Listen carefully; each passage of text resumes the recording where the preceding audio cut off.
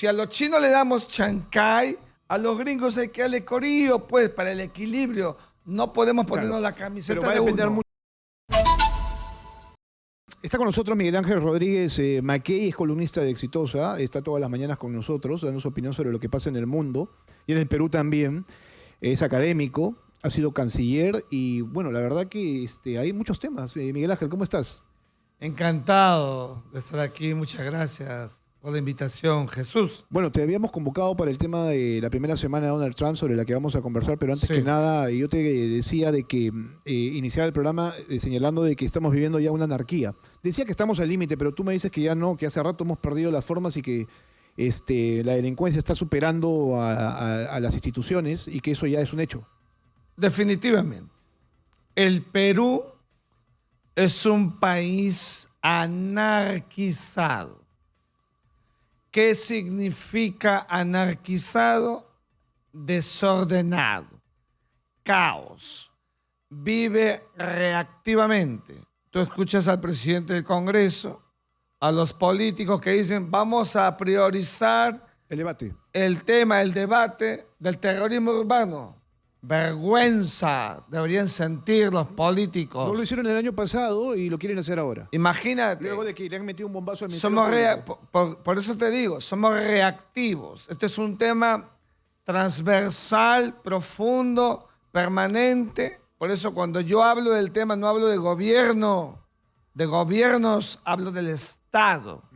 La anarquía se ha apoderado de un país democrático, lindo, precioso como el Perú, que lamentablemente sus cuadros políticos, sus autoridades no tienen ideas, no son creativos, Jesús, para realmente sacarnos del infierno en el que nos encontramos, porque no tienen carácter, no sé cómo decirlo. Yo estoy muy preocupado porque cualquiera podría ser víctima de la inseguridad. O sea, subes a una combi, a un bus y te encuentras con que en cualquier momento te balean y te hieren o te mueres. Así es. ¿Y para qué tenemos leyes? Para que se cumplan. Claro. Hay que aplicar en el Perú las leyes como corresponden, pero no hay esa vocación para ir en la profundidad. Ese es el problema del Perú. Y ahora estamos enfrentando a un gobierno bastante testarudo, ¿no es cierto?, con este tema. O sea, repito, Santibáñez hace mucho tiempo que debió dejar el cargo. La pregunta también es, ¿quién después de Santibáñez, no? Como para darle una solución a este tema. Yo creo que en el Perú hablamos de personas hace mucho tiempo. Y aquí el asunto no es personas solamente. En eso coincido contigo. Sino que el asunto es, digamos, la situación, el acto fáctico, el hecho. ¿Qué hacemos para realmente dar el paso que no queremos dar? Hay que hablar en plural, porque somos peruanos. ¿Cuál es ese paso? El paso es... Porque para algunos, por ejemplo, es renunciar a la Corte Interamericana de Derechos Humanos, zurrarnos en los derechos humanos y empezar a actuar contra los criminales. Bueno, no. Bueno, tú sabes mi discurso. Yo creo que me estás picando. Es que el paso es que el gobierno del Perú envía una nota al secretario general de la OEA y le dice, señor secretario general, el Perú se retira del sistema interamericano. No tiene que explicar por qué, porque es un país soberano. Artículo 78 del Pacto de San José. Enseguida, decisión de aplicar la pena de muerte en el Perú. La tenemos en la Constitución Política pintada en la pared para el caso de terrorismo. ¿Qué están creando leyes acá cuando ya está en la Constitución Política? Ya existe para el caso de traición a la patria durante una guerra externa. Hay que hacerlo ahora para los violadores de menores que mueren por el ultraje y hay que extenderlo para el sicariato, otras más. Pero les tiembla la mano a los políticos. Esa es la desgracia del Perú, que tiene políticos, como decía en su momento José Carlos Mariátegui, ¿no es cierto? El Perú es un país con un volumen político sin carácter. Ese es el gran problema del Perú. Claro, pero a ver, estamos hablando de un tema que amerita una amplia discusión cuando necesitamos realmente acciones inmediatas. ¿Ves cómo está Trujillo?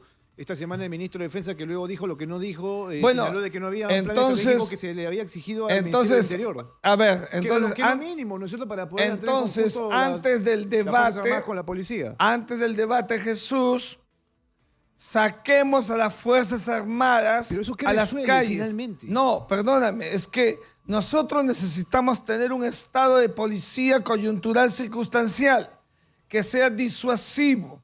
Tenemos las Fuerzas Armadas que están preparadas, yo no sé por qué siguen diciendo que no. Las necesitamos para que en trabajo en equipo con la policía, que hace su trabajo natural, el ejército, las Fuerzas Armadas, su trabajo disuasivo, y vamos a conseguir el objetivo. Pero como eso no se hace, has visto el bombazo que le meten a la Fiscalía y mañana va a ser a otra entidad del Estado. Ese tema de la discusión de los derechos humanos para mí me parece bastante largo y agotador. Sí. Y lo segundo es también algo que podría ser mucho más rápido de discutir. El término asociado a lo que ya está ocurriendo. Es terrorismo, ¿no? Porque claro, hay quien dice, el término tiene relación directa con una ideología. Pero a ver, o sea, aquí lo que está pasando es que estamos viendo criminales que están atentando ya contra el Estado. Pero mira, ¿no es sí. y cuya tipificación tendría que ser Por esa. supuesto, pero es que, mira, ve, nosotros no podemos ser esclavos del derecho. El derecho está al servicio de nosotros, es al revés. Si no está, adecua pues la ley, cambia la ley, adecua a la circunstancia. Ahora los criminales tiran bombas, entonces ya eso es un acto, ¿no es cierto?, de factum, de terrorismo. Hay que aplicar el derecho en su exacta dimensión a la realidad. Ya, eso es algo que yo creo que es importante decirlo porque parece que no lo estamos viendo. Aquí el tema es que estás atentando contra el Estado. Así es. Ya no estás atentando contra el individuo, que incluso hasta eso, Y estamos, eso es lo llamativo perdóname, porque estamos Jesús, peleando, pero lo otro ya es de mayor y además, consideración. las generaciones presentes que no vieron lo que nosotros, es decir, todos los 10 cochebombas en los 80, etcétera, atentados. Ahora esta nueva generación empieza a verlo y se sorprende. Oye, ¿cómo es esto? Estamos volviendo. Mira, por eso te digo la falta de carácter. Hemos dejado que el país se hunda. Y ahora, lo más grave, con esto puedo acabar aquí, lo más grave es que nuestro crecimiento económico es evidentemente claro, preciso, la moneda está buena. Entonces, nuestra crisis de los años 80 era al revés, era económica y hoy día es política. Es increíble cómo nos pasa esto a los peruanos, porque no tenemos un destino claro, porque no invertimos en educación, porque no hacemos nada. Ya que ha sido canciller, esto también de alguna manera tendría que tener algún tipo de resolución o de estrategia que vaya más allá del Perú. Me refiero al hecho de que debería haber algún tipo de compartimiento entre países que están enfrentando lo mismo para que esto no sea excusa justamente este gobierno, porque lo están cogiendo como ya sí, claro, una especie no sé, de decir, bueno, esto no solamente pasa en el Perú, sino también está pasando en otros países y sí, pero bueno, hay que asumirlo nomás. Pero Jesús, por favor, el Perú no tiene política exterior. Claro, pero tendrías que tenerlo en dos aspectos. Tendríamos el migratorio y el otro que tenga que ver con seguridad. ¿Cómo no? Tenemos que tener política exterior migratoria. Por ejemplo, ya que estamos hablando del objeto de la semana de Donald Trump, lo que está haciendo Donald Trump, ¿acaso hemos tenido que esperar que empiecen las redadas? Lo anunció hace 6 meses, 8 meses, que iba a empezar el tema dramático de la migración, las redadas y las deportaciones. Pregunta en voz alta. ¿Cuál es el plan de la Cancillería peruana en relación a la migración? Eso te iba a preguntar respecto a la semana de Donald Trump, porque tenemos 600.000 peruanos en Estados Unidos. Sí, es claro, la comunidad más grande de todo, de peruanos en el mundo. En el mundo. Y son más de 600.000. Ahora, claro, de esos 600.000 no todos tienen los papeles que se necesitan para estar en los Estados Unidos. La inmensa mayoría no lo tiene. La inmensa mayoría son gente linda que va a trabajar.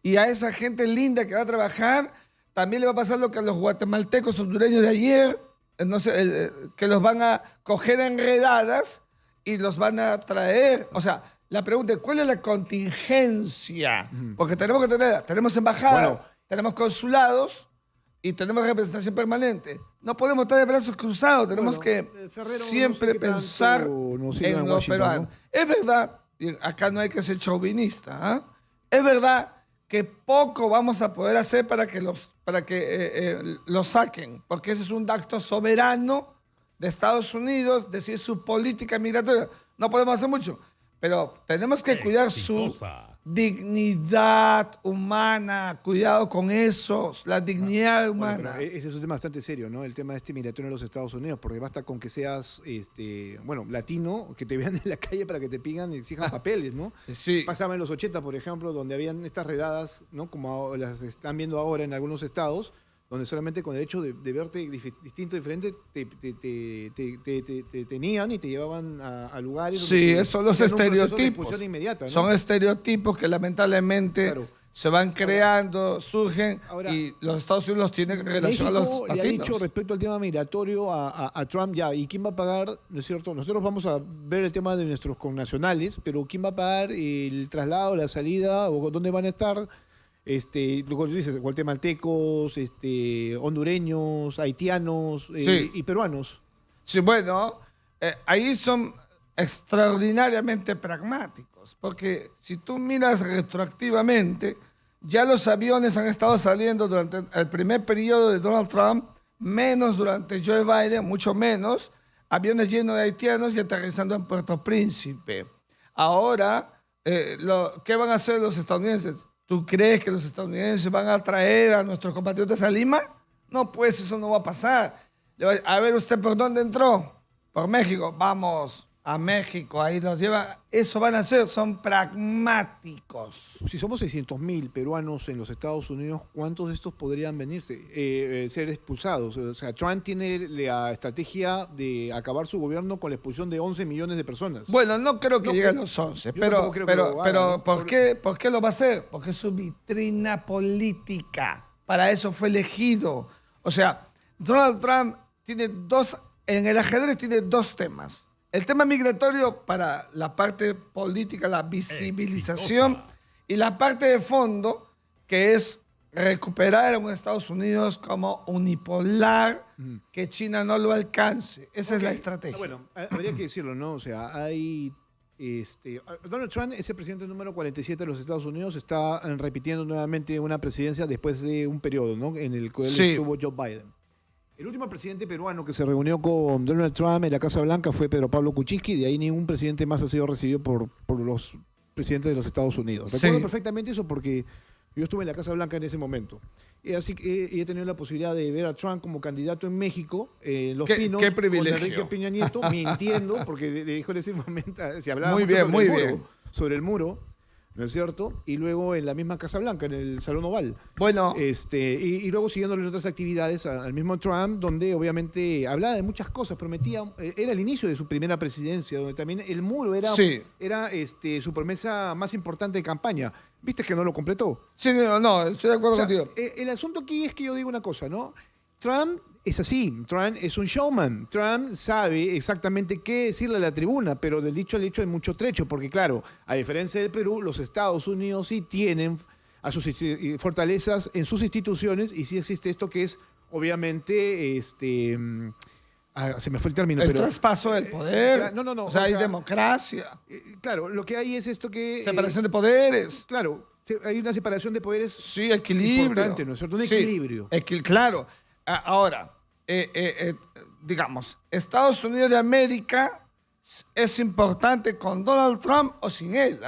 Entonces, el señor juramentó el 20 de enero. ¿Dónde está la nota diplomática de salud y felicitación del canciller de la República del Perú, firmada por la presidenta, una nota que le manda saludos? Eso hay que hacerlo, hay que acercarnos. En esa nota debió decirse, o hay que decir que debe haber una reunión entre Donald Trump y la presidenta Boluarte. Hay que mirar las estrellas en política exterior. Yo sé que Marco Rubio ha iniciado una gira por América Latina, justamente para hablar del canal de Panamá y tener a Centroamérica de alguna manera más cercana. Pero Trump en su discurso, luego de su discurso, ¿no?, de investidura, tiene una conferencia de prensa donde le preguntan cuál va a ser su relación con América Latina y claramente dice: me vale madre América Latina. Así es. Nosotros no necesitamos América Latina. América Latina necesita a nosotros. Bueno, entonces, es que justamente no importa que lo digan. Nosotros sabemos perfectamente en el fondo que Estados Unidos sí mira el Perú. ¿Por qué mira el Perú? Por Chancay. ¿Y por qué mira Chancay? Por los chinos. ¿Acaso no lo está haciendo con Panamá, donde los chinos también están?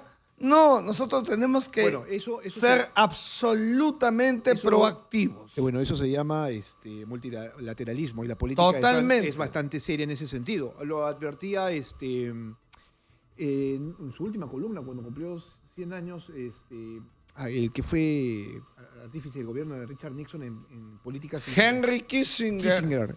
Que hay que leer sus libros. Estoy un poquito... No, tranquilo. Fuera de onda. Ahora, espera.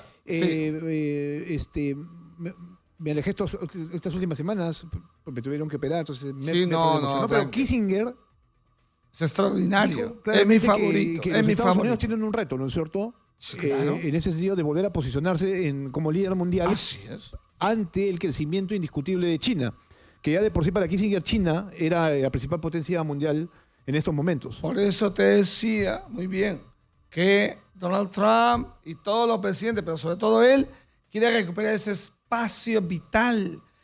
Estados Unidos es consciente que el poder es cíclico, el poder político del que está en mi columna de hoy. Entonces, así como lo tuvo Gran Bretaña, la era victoriana se acabó y empezó Estados Unidos, lo compartió un poquito con la Unión Soviética, lo tiene todavía, pero la China crece. Los Estados Unidos no quieren que esa ciclicidad se produzca. Y eso se traduce en todo lo que estás viendo. Proteccionismo, actos migratorios, Groenlandia, Golfo de América, el látigo para la OTAN, paz para el Medio Oriente. Retiro de la OMS, ¿no es Todo. cierto? Del Acuerdo Medioambiental de París. Eso se llama, pues, hegemón, pues. Claro, ahora, hay tres cosas importantes, ¿no? Que Trump enfrenta tres conflictos a nivel mundial. O sea, ponerle fin a la guerra entre Rusia y Ucrania, para eso tiene cercanía con Putin. La otra es el Medio Oriente, ¿no es cierto? Sí. Israel con Palestina, que por cierto ya al menos hay un cese en hostilidades. Y lo otro es la gran guerra comercial que se inicia con China, ¿no? Que es por ahí donde va justamente la llamada Guerra Fría de este y yo creo que va a lograr momento. Yo creo que va a lograr su cometido, ¿sabes? Porque, por ejemplo, ya mandó la señal Putin, estoy listo para la llamada, para el encuentro, ¿no es cierto? Con el Medio Oriente, pero entonces, la relación con Benjamín Netanyahu es de la mejor. Y la guerra comercial, allí sí, Estados Unidos de Donald Trump, así como la pandemia no le permitió hacer lo que hubiera querido que ahora va a hacer, durante la pandemia nunca se detuvo la guerra comercial de Donald Trump. Y ahora va a continuar fuerte porque no puede permitir que China lo pase. Entonces, por eso es que nosotros, en ese escenario de los dos, tenemos que buscar el equilibrio. Si a los chinos le damos chancay, a los gringos hay que darle corillo, pues, para el equilibrio. No podemos ponernos la camiseta pero va a de depender uno. mucho también de las decisiones que tomen ellos respecto a lo que nos toca a nosotros como peruanos, ¿no? Sí, o sea, claro.